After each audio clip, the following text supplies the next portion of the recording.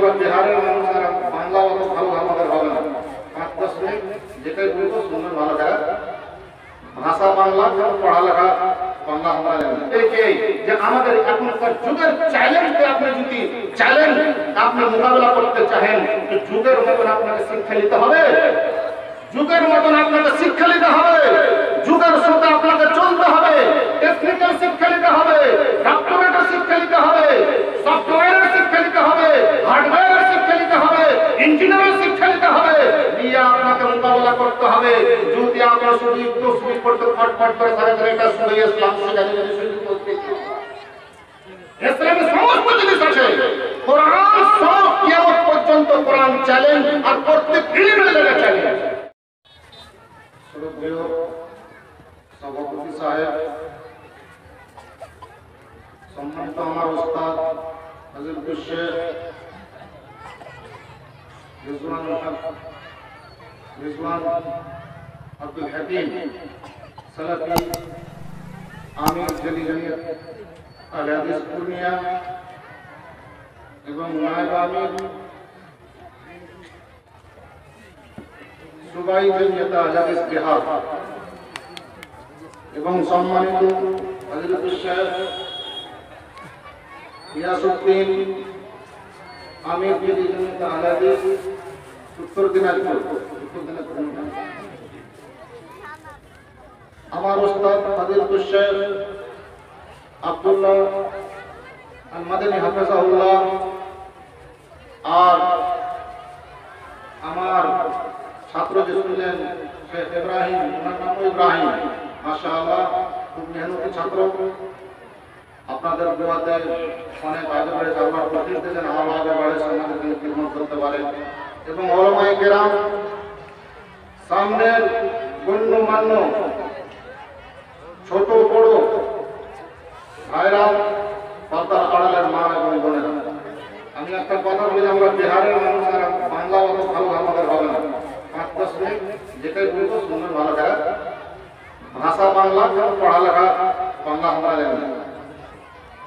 তো 10 মিনিটের মূল্যবান এই সমাজে আমি 2-4টি কথা বলবো।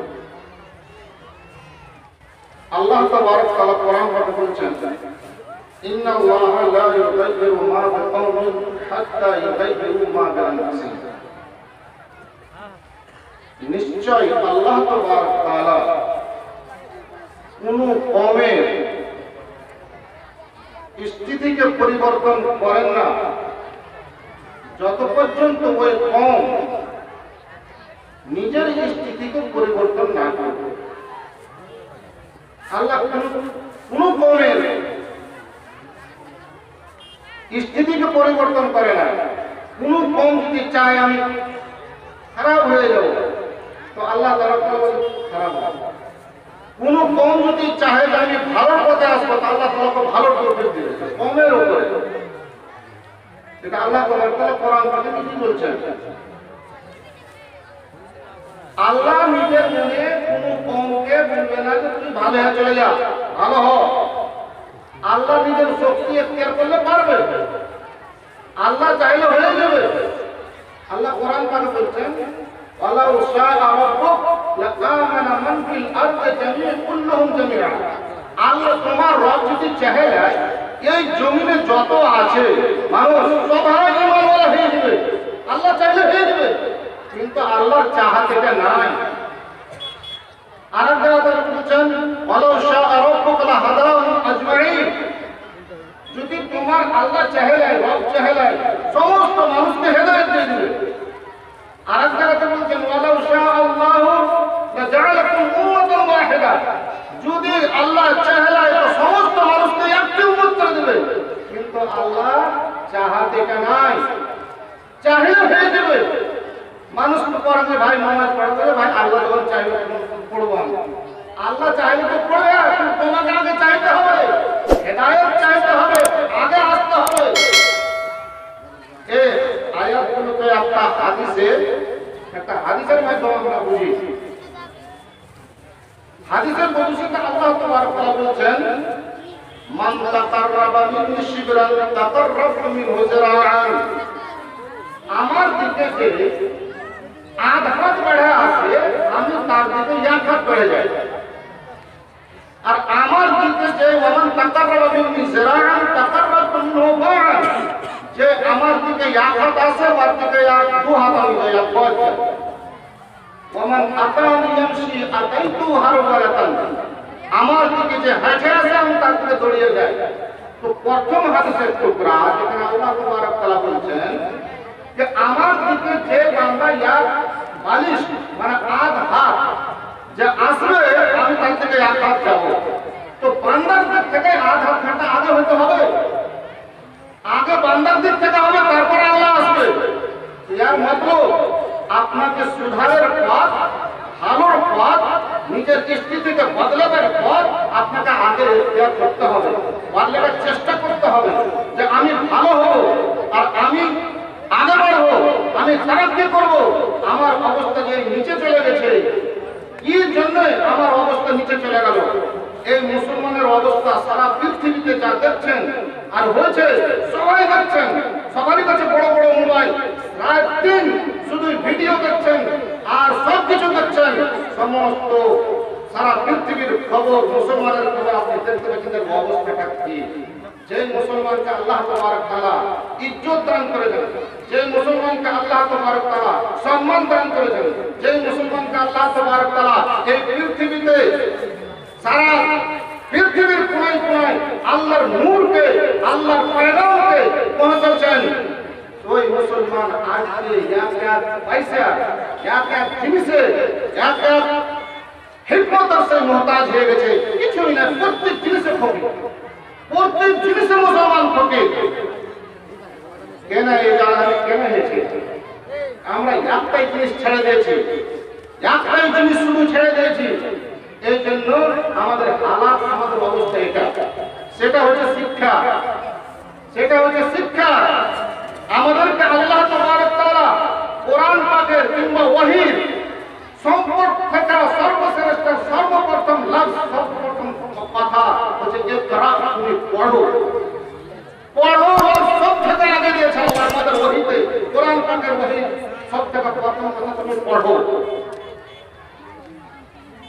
আর মানুষের এই পৃথিবীর সব থেকে প্রথম মাখলুক হলো কলম।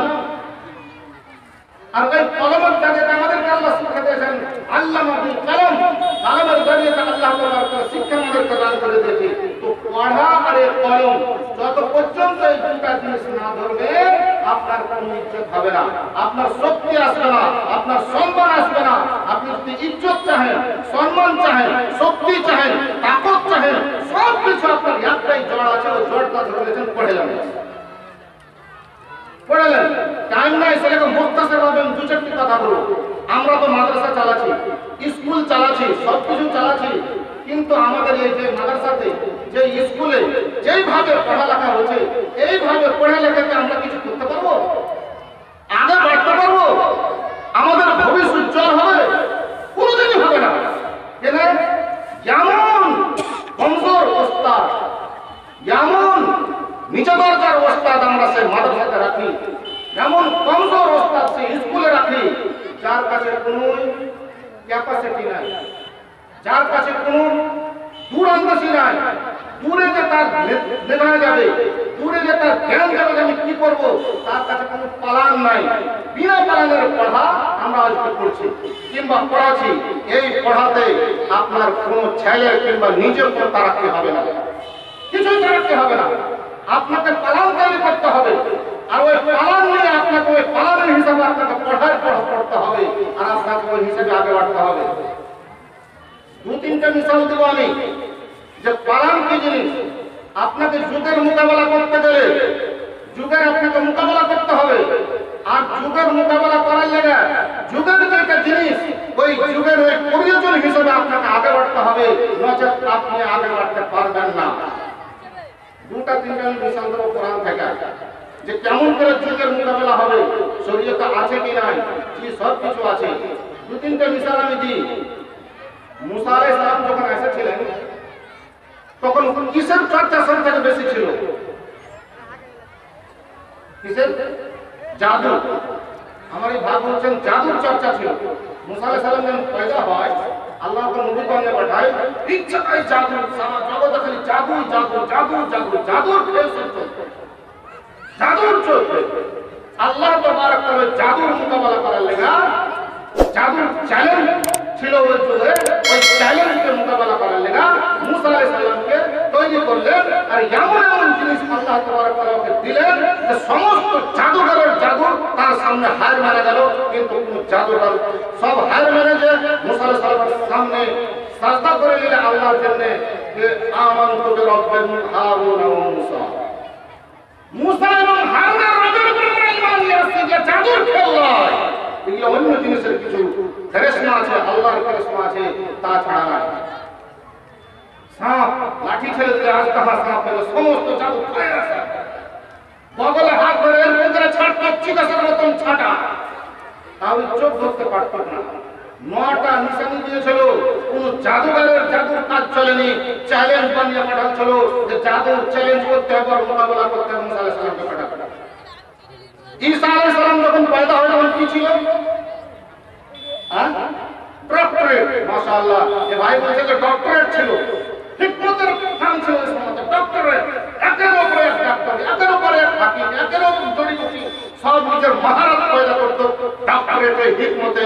ঈসা আলাইহিস সালামের যুগে যাকে কেমন করে মানাবে, যার কেমন করে চ্যালেঞ্জ মোকাবেলা করবে, এই চ্যালেঞ্জের কেমন করে মোকাবেলা করবে, ঈসা আলাইহিস সালামকে কেমন কেমন আল্লাহ তাবারক তাআলা ওই চ্যালেঞ্জকে মোকাবেলা করার লাগি কেমন জিনিস দিলেন।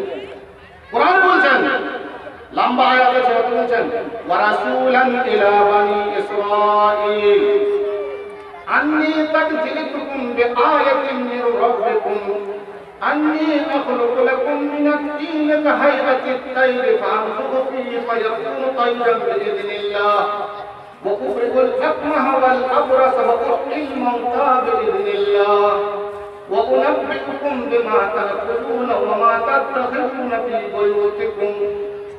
এই আয়াত আল্লাহ তাআলা বলছেন যে আমি বনি ইসরাঈলের থেকে রাসূল হয়ে এসেছি।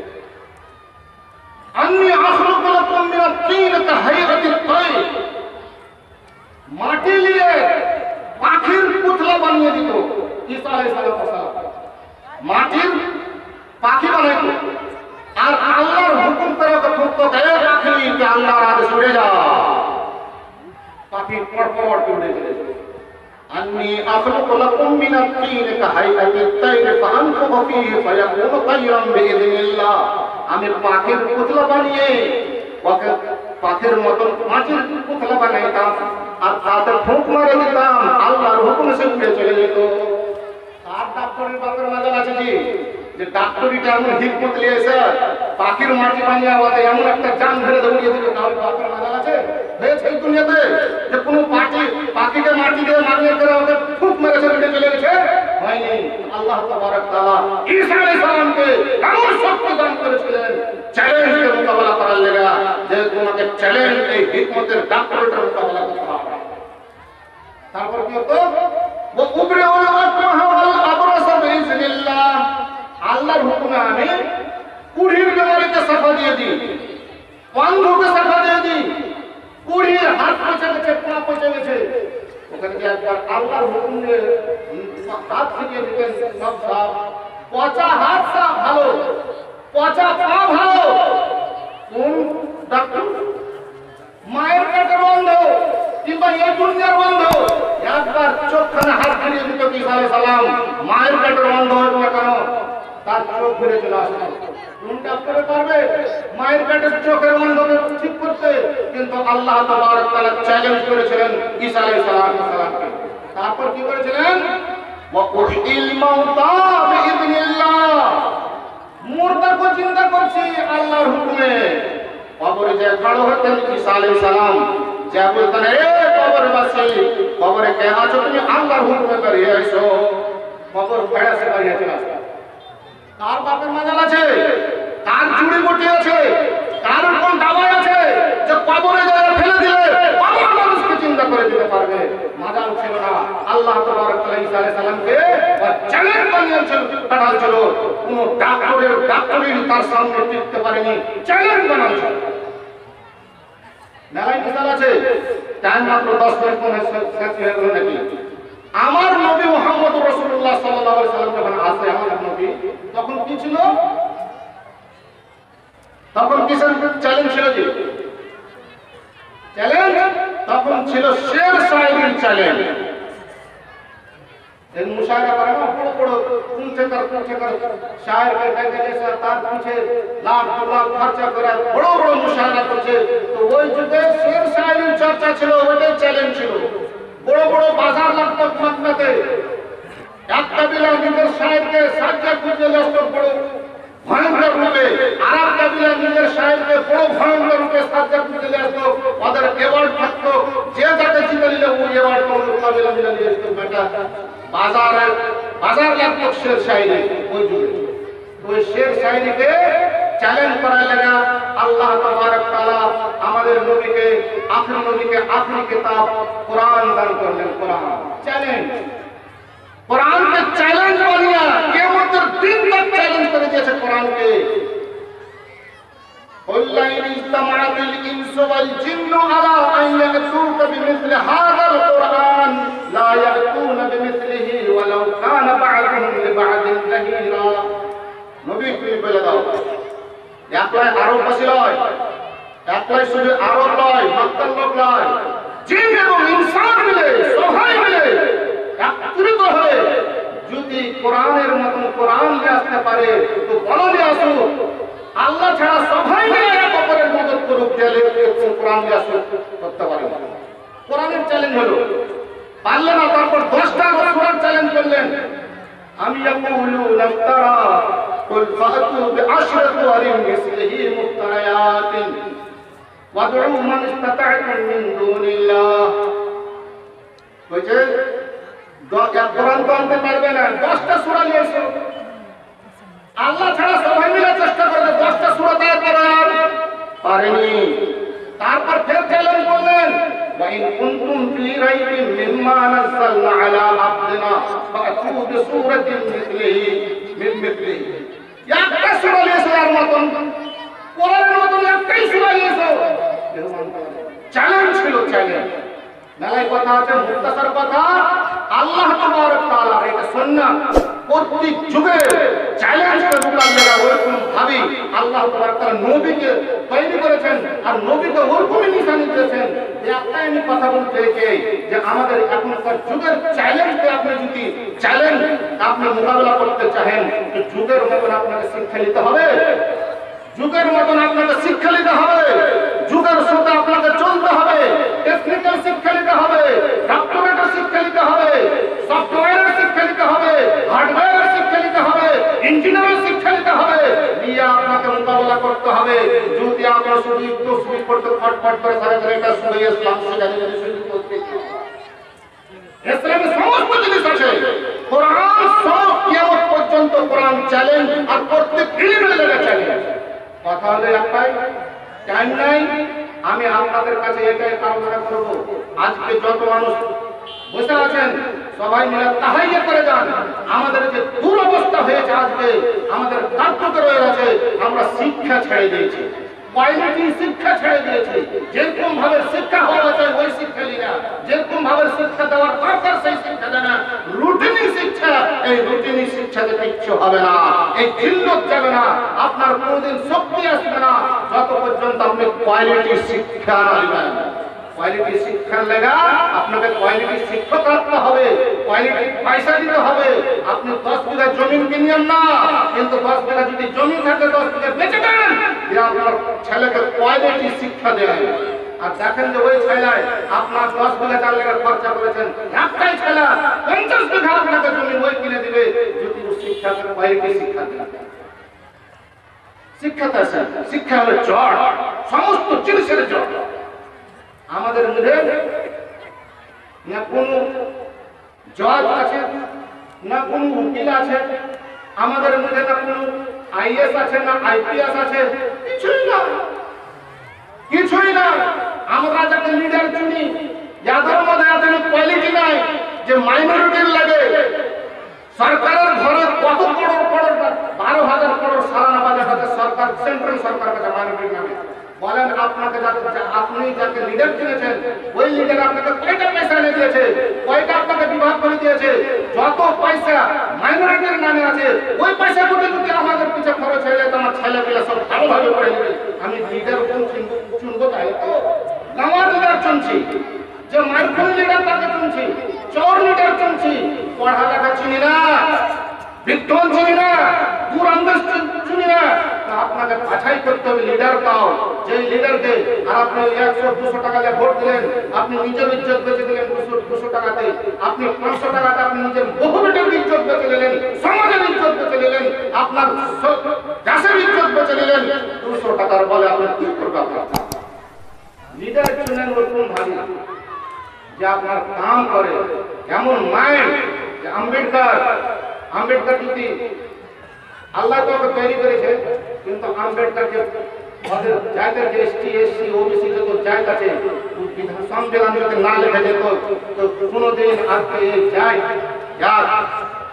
চুল পর্যন্ত হক পেত না এই ভারতবর্ষ। ভাই একটা হলো কথা, আপনি জমি কিনেন না, ট্যালেন্ট ছেলে বাছাই করেন। সবার সমাজের উপর এটা দায়িত্ব, সমাজের উপর দায়িত্ব। গরিব যদি ছেলে থাকে, যদি ট্যালেন্ট হয়, তেজ হয়, সব সমাজ মিলে চান্দা উঠিয়ে 10 গ্রাম মিলা চান্দা উঠান, একটা ছেলেকে কমসে কম একটা ডিএম তো বানিয়ে দেন, একটা ডিএম তো বানিয়ে দেন 10 গ্রাম।